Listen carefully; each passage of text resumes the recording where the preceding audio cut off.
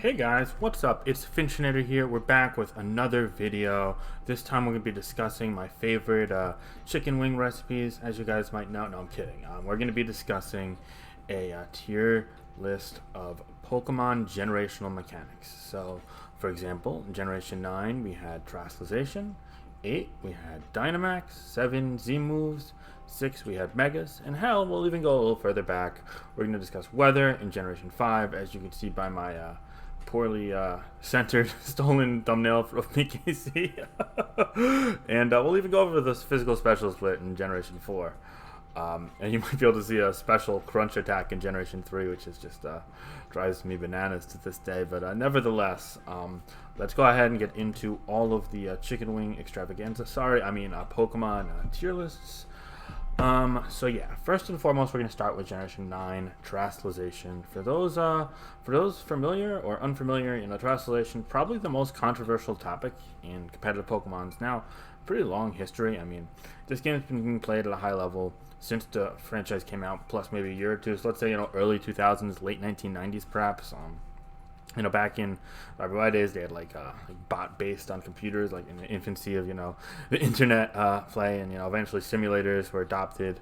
The first simulators out there, Generation 3 play, 4, 5, etc. Goes on and on and on. I mean, I was not around for the early days, and I'm not going to pretend to be a master of 1 through 4 generation wise, although I do dabble in those OUs and quite enjoyed them actually. But for those, I check out BKC. But we're talking, the more modern generational mechanics.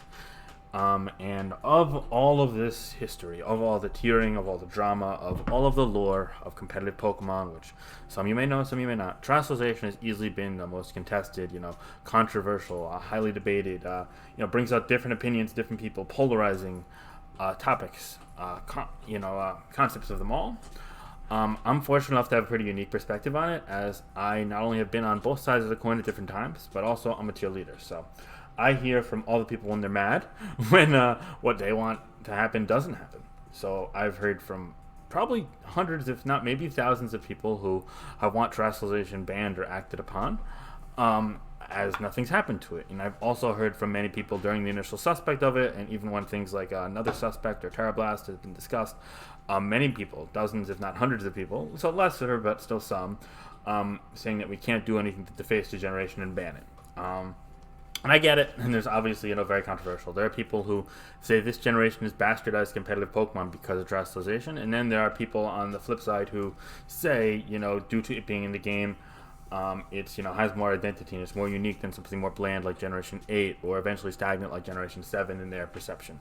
Now, to me, maybe I have a unique perspective as someone who's kind of been, I don't want to say neutral arbiter, as I certainly have an opinion, but, an arbiter nonetheless of tiering and these arguments and how things go.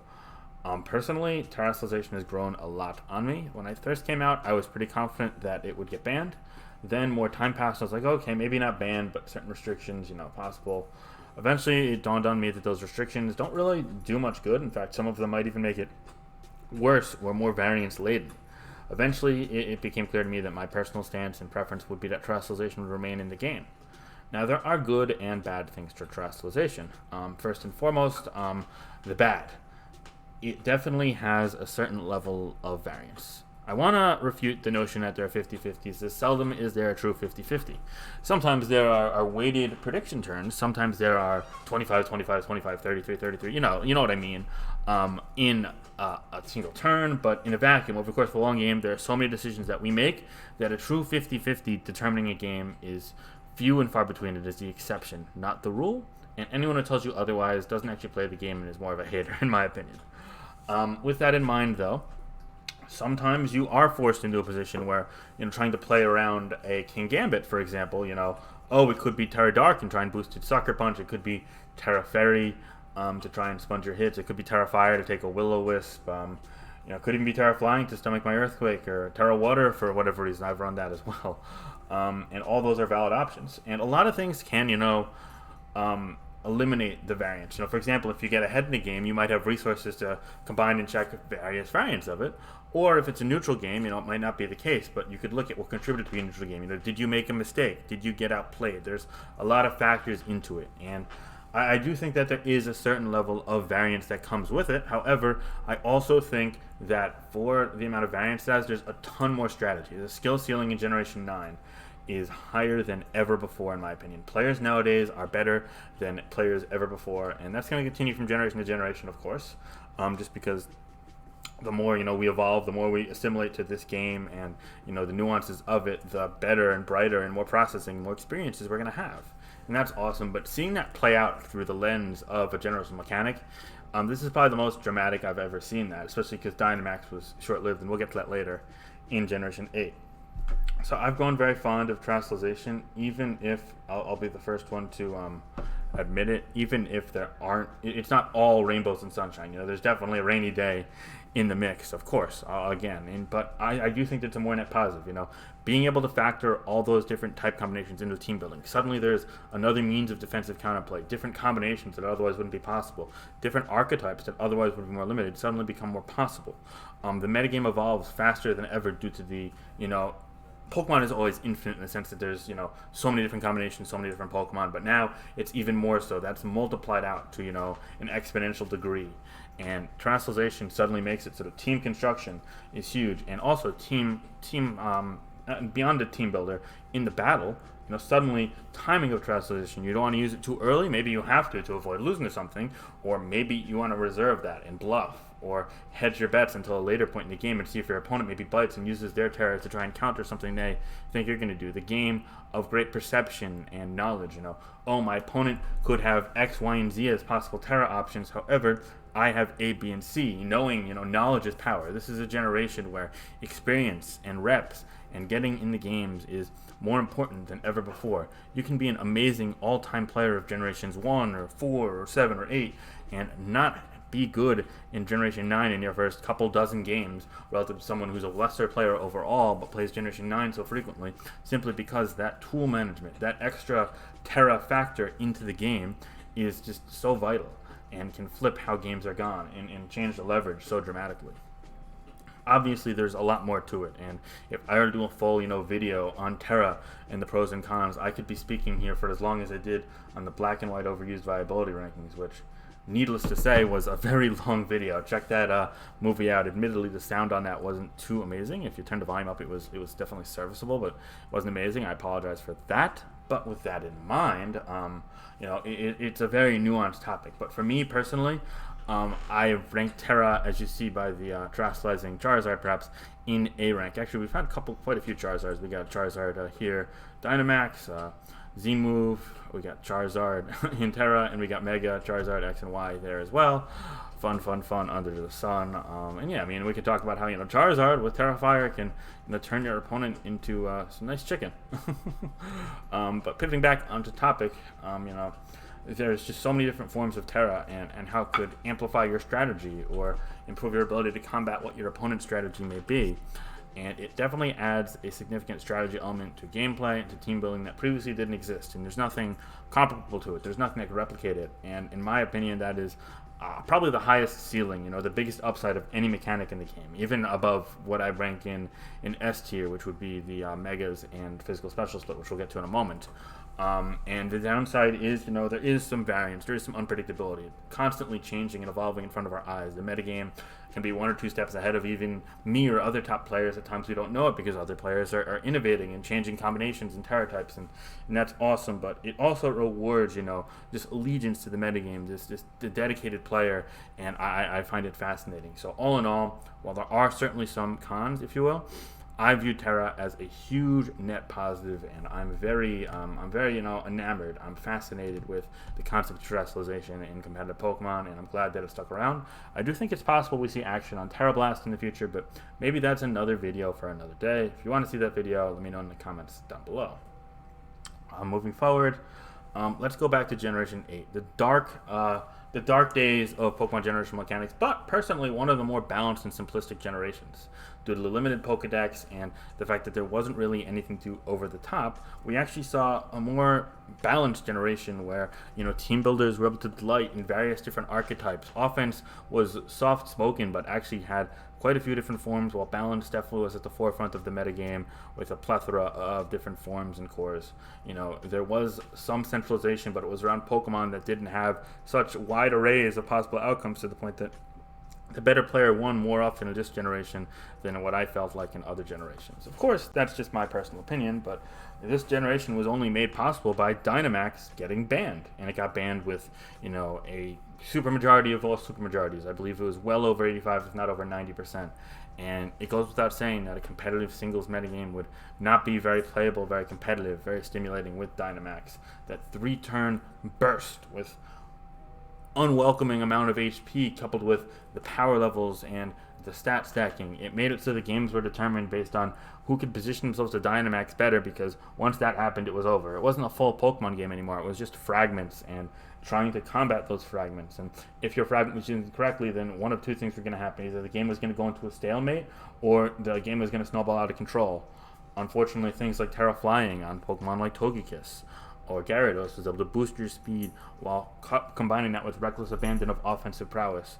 On the flip side, you had great defensive measures, making Pokemon double in HP to really unfathomably strong points. I gotta pause this and get a call.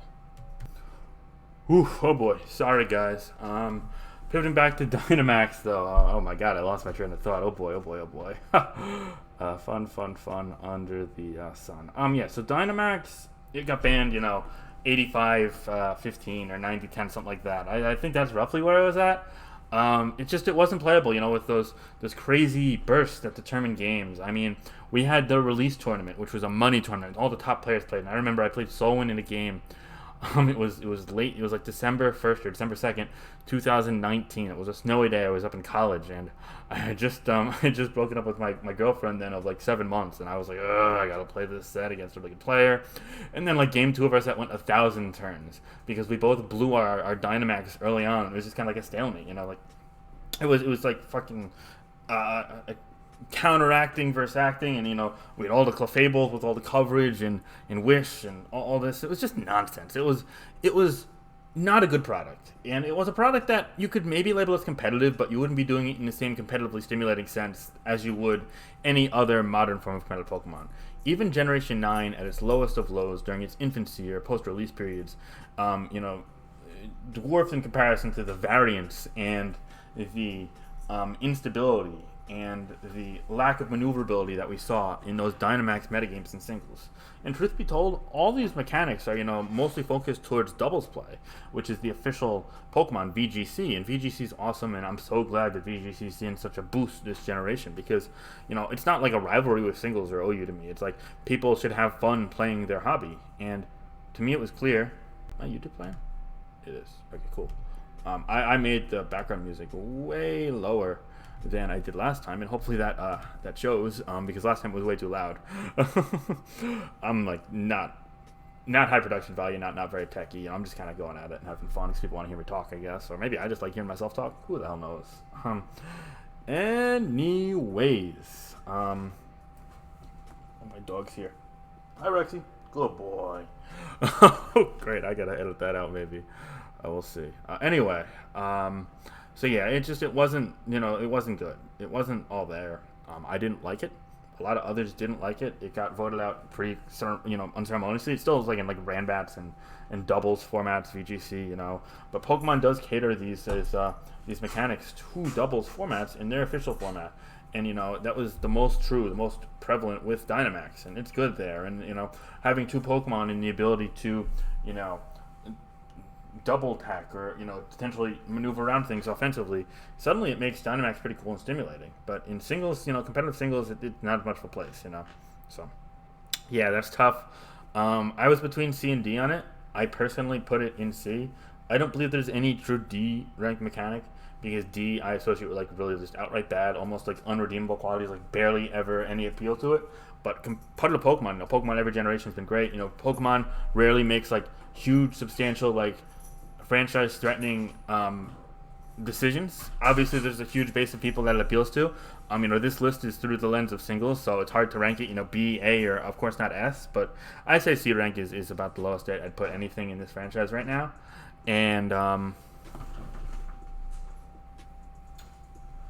I think that that's where I'd put it. I mean, you can make an argument for like D. I wouldn't oppose it. You know, it's definitely as close as it's gonna get. I mean, it's hard for me to justify C because like I've just talked poorly about it entirely. But like it was cool, it was fun for like a minute, and then it kind of dawned on you. It's like, oh god, this is the generation. This is the hand we were dealt. And I mean, we kind of felt that way with Terra initially too, but they definitely developed in a very different progression, if you will.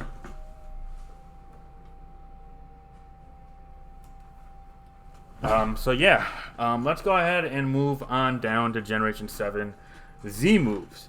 And Z moves is kind of what I call, middle of the pack, I guess. Now that we include Generations 4 and 5, slightly lower end of the pack, but it's really a middle of the pack. It was kind of like the offensive presence of Dynamax, but in a one-turn burst, and you could only do it on a Pokemon, and it took up an item slot. There's a larger opportunity cost associated with that power. You got to use your item slot, and you can really only do it on one Pokemon. And on top of that, different moves have different things they could do. For example, Z Haze, goes through taunt and heals you up, or a Z Stealth Rock can boost your defense. Holding a Z item can limit the damage of knockoff. Stuff like that. But then obviously you get the big sex appeal part, the high base power and Inferno Overdrive from a Charizard can do a ton of damage, obviously. And Megas couldn't hold Z items, Z crystals. That was cool. But it kind of gives you another high-powered stab on something like Landorus if you give it Rock Yum, or it could turn a typically hard-to-use move like Fly into Supersonic Sky Strike, and suddenly your Landorus has a flying type stab move. And obviously that's just one example. Something like Outrage can become a single-turn high-powered move, so you're not locked into it. There's a lot of cool nuances and strategy that is really awesome. And there is, a slight variance to it, perhaps not as dramatic as something like Terastalization, in that, you got to play around that one turn, and that does dictate it. But also, they're like Dynamax. Like Terastalization, there is that kind of bluff, bait and switch type of go for it, and you don't know what has the Z move, and kind of playing around it and feeling out how teams are composed. Give me 1 second here. Oh boy. Ooh, sorry about that. Dog is keeping me busy, that's for sure. Anyway. So yeah, Z moves, there was a ton of strategy behind them, timing them. Kind of like Terra, but more immediate power, but less longevity to it, and certainly a little less. I guess it's kind of like watered down in the long term, but there's definitely an immediate impact, and it could be lasting.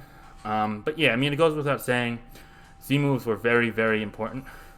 Every team, aside from very, very specific stalls, had Z moves, but to me, it was definitely limited. I would love to see a little more out of a generational mechanic. I thought it was good, though. I think, for an initial attempt, as they went more wild with Terra and Dynamax, it was good. B rank is kind of where I'd put it, squarely in the middle there. Obviously, some people feel like Z moves were kind of cheap, should have been banned. That was definitely the minority. It never really had a formal suspect, but, I'd say 10 to 20% of people thought that, and they probably would put it in C or maybe even D. And then other people are like, oh my god, Z moves are cool. Megas, one Pokemon, Z moves, one move. It's definitely kind of a cool continuation they got going on. And I get it. Don't get me wrong. I really do get it. It's just it wasn't quite as good as the others. So now we're gonna go down to Generation 6 Megas, and I got the Zard X and Zard Y here in S rank. And if you can't tell already, Megas are my favorite generation mechanic. It's Generation 6, Omega Ruby, Alpha Sapphire, or X and Y, if you will. OU, not my favorite. It's definitely top 5 or 6. It's the middle pack OU, but not my favorite. But I love Megas, and I loved how they rolled them out progressively. Generation 7 had Megas, that was cool. I wish more Pokemon got Megas. I do hope they come back. There's been rumors surrounding that. As to the truth behind that, I don't know. But I love Megas. Megas are super duper cool. Personally, I could see Megas, coming back and being awesome. There are a lot of kind of mascot Pokemon that deserve a Mega, in my opinion. So yeah. With that in mind, though, it's one team slot. What it's gonna do. It's gonna take up the item slot as well. Only certain Pokemon get it. So there's definitely you can know what it is. You know what you're dealing with. Oftentimes guessing what your Mega isn't a huge game. If you got a Charizard in your team, it's gonna be Mega.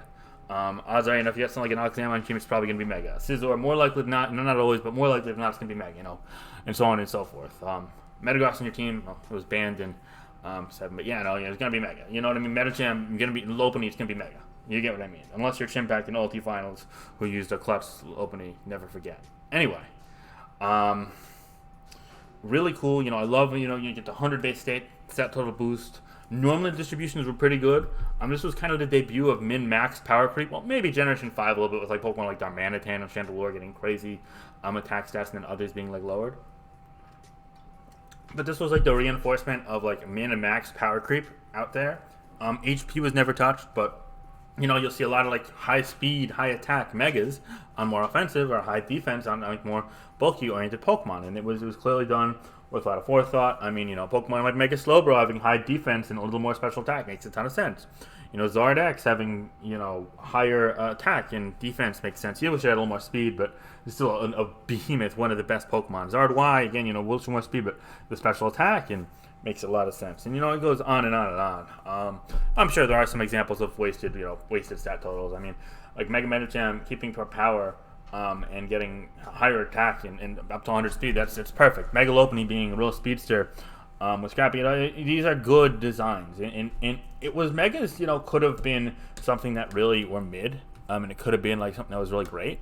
And it depended how Pokemon rolled it out. It depended, was it gonna be just 20 base stat power? Was it gonna be 100? Was it gonna be 200? Or was it gonna be too crazy, like 200 higher, or 100 was the perfect middle ground? The allocations that they gave the Megas were good for the most part, not perfect, but good for the most part. The Pokemon that they chose, you wish it could be a little better, but it wasn't certainly not bad.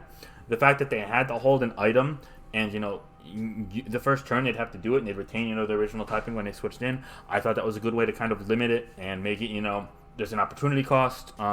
Overall, I thought the whole rollout was smooth. It really felt like, we went from the Weather generation to the Mega generation. And obviously, you don't hear people referring to Gen 6 as the Mega generation, but kind of like in my head, it's just like making crispy baked chicken wings. It was very, very clean, very good, tasteful, if you will. I don't really have many bad things to say about Megas. Distribution, I'd say I'd give a B. And, everything else, rollout-wise, I'd give an A or an S within, like, the subset of that. And I think overall it would be my top mechanic because of that. I'd put it in S, and this is ranked in order. I would put it above the physical special split, just like I'd put Terra above Permaweather, which we'll get to in a moment. But, yeah, no, it was definitely good. I don't really have many complaints. I do think, Megas should come back at some point if at all possible. But as to if that's possible or not, I don't know.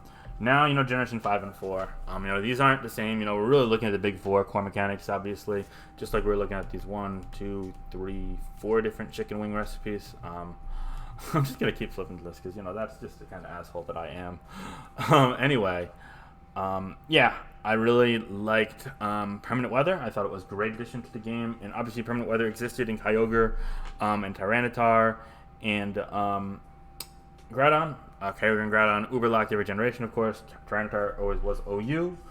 But with this in mind, I feel as if a Politoed and Ninetales getting an OU introduced new archetypes. It kind of set a central tone for the generation, gave it an identity. And sometimes having that centralization, that identity, isn't a bad thing. People always say, oh my god, it's over-centralizing. The centralization is bad. You should have everything varied, yada, yada, yada. Oh my god, this Pokemon has 30% usage, that's bad. No! Centralization, in its core, isn't good or bad. It's how it takes form and how it impacts a metagame that defines if it's good or bad. And in this instance, in my opinion, it's a great thing. And how it was handled by a certain tiering council during the generation of Black and White itself was not ideal. And that's perhaps because tiering in its modern state was in its infancy and they didn't know how to do it. Or perhaps it just was the wrong people were involved. I don't know. The whole Swift Swim Aldrin's proposal nonsense. One day I'll make a video just on that. Comment if you want that. Because that's crazy mishandling of the situation. But nevertheless, it's cool that this is part of the metagame. It's cool that it dawned on us this way. In the ideal world, Drizzle would probably have ended up banned over Drizzle Swim, but or just Swift Swim would have been banned. I don't know. With this in mind, all's well that ends well, and I personally love Black White. A lot of people are going to be haters from the BKC side of the internet. I don't really care. You're entitled to your opinion, but I played it for approaching 13 years this month. September of 2011 I began. It's literally going to be half my life. I turned 26 this month, and I can confidently say, I spent half of my life playing this game. And in this generation, and this tier, I don't think I've gone like a full month without playing a game of Black White OU. And I don't know if I will for many years to come. I love Black and White. And I do think weather, Sun was awesome. I mean, Obama Snow did exist, but I do think Obama Snow is better in this generation than it was in generation number 4 as well. Same with the Powdon, definitely a little better this generation, especially in the modern day. So yeah, I'd say A, just because it was a concept that's already there. So like I don't think it gets like full status, if you will. But with that in mind, it's awesome in what it could do. And it had weather abilities just been introduced this generation, it would be an S. But since it wasn't, I'm kind of like soft ranking it, just like I'm soft ranking the physical special split because it's kind of different. So A, physical special split, I'll be brief on. We're approaching 30 minutes, which is kind of what I want to cap this on. So yeah. Best thing that ever happened in Pokemon is physical special split. Not like a truly a mechanic, just like the common sense one. Like moves like Crunch shouldn't be special. Shadow Ball shouldn't be physical. Dragon Claw shouldn't be special. Stuff like that. And it makes so much sense splitting it out based on like perception as opposed to just sheer type. It makes the game more dynamic. It amplifies strategy, and it just like logically speaking makes my brain happy. So yeah, I mean, I put it in S. It's kind of a no-brainer. Again, it's not like a full mechanic, so it's kind of awkward, but my list, my thought process, I could do whatever the hell I want. If you don't like it, go argue it a wall in the comment section, or at me on Twitter, or go find my Smogon wall or Discord and send me a 4-paragraph long message about why I'm wrong, and 50-50 chance I'll respond, 50-50 chance I'll just mark it as read. But yeah, so this is my my tier list for generational core mechanics. We also discussed crispy baked chicken wings, extra crispy chicken wings, and crispy baked chicken wings. So I hope that helped along the way. What do you guys think? Do you guys think megas are the best core mechanic, or maybe terastalization? I did a couple polls for this on Twitter.